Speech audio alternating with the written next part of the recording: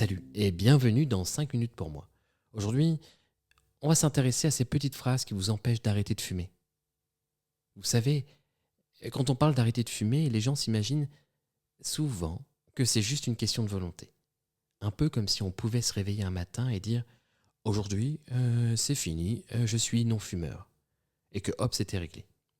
En vrai, si c'était aussi simple, eh bien ça se saurait. En vrai, il y a souvent un ennemi plus discret que la cigarette elle-même. Nos croyances limitantes. Ces petites phrases qu'on se répète et qui nous sabotent avant même d'avoir commencé. La première, c'est la grande classique. J'ai pas assez de volonté.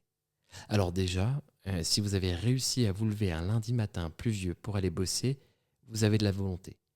La vraie question, ce n'est pas si vous en avez, mais où vous l'utilisez. Et souvent, on la dépense pour tenir notre journée, plutôt que pour changer une habitude. La deuxième, c'est si j'arrête, je vais grossir. Alors oui, il y a parfois une prise de poids, mais pas toujours. Et franchement, on parle de quoi? De quelques kilos ou de vos poumons? Un cardiologue vous le dira, mieux vous courir avec 2 kilos en plus qu'avec une respiration en moins. Et puis, rassurez-vous, quand vous êtes bien accompagné pour l'arrêt du tabac, vous ne prenez pas de poids. Il y a aussi cette phrase, je suis trop stressé, c'est pas le bon moment. Alors, petit spoiler, il n'y aura jamais de bon moment. Pas le boulot, pas la rentrée, pas les fêtes, toujours une excuse disponible. Et si on attend que la vie soit parfaitement calme, eh ben on fume encore à 85 ans tout simplement.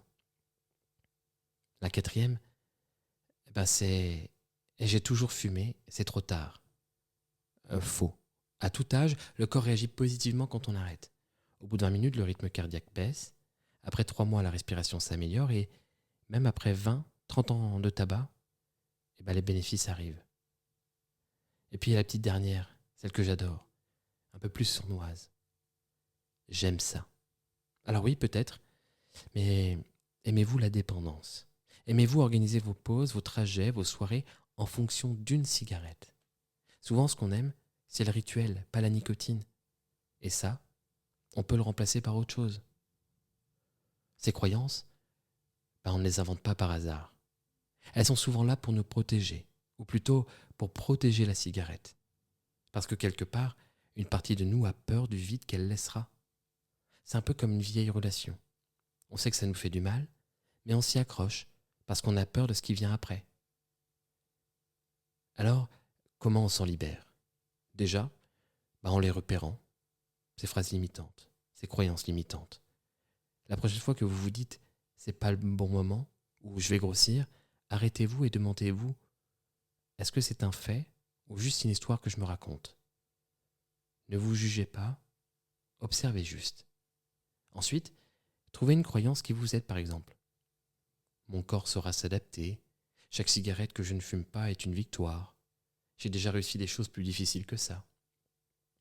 Et surtout, souvenez-vous que ce n'est pas parce que vous avez cru quelque chose pendant des années que c'est toujours vrai aujourd'hui. Les croyances, ça se met à jour. Un peu comme le système de votre téléphone. Sauf que là, pas besoin d'attendre que ça rame pour cliquer sur mettre à jour. Alors oui, arrêter de fumer, c'est un défi, mais les plus gros obstacles ne sont pas toujours dans le paquet. Ils sont dans nos pensées. Et ça, c'est une bonne nouvelle. Vous pouvez les changer. C'était 4 minutes, presque 5 pour moi, et peut-être pour vous aussi. À bientôt.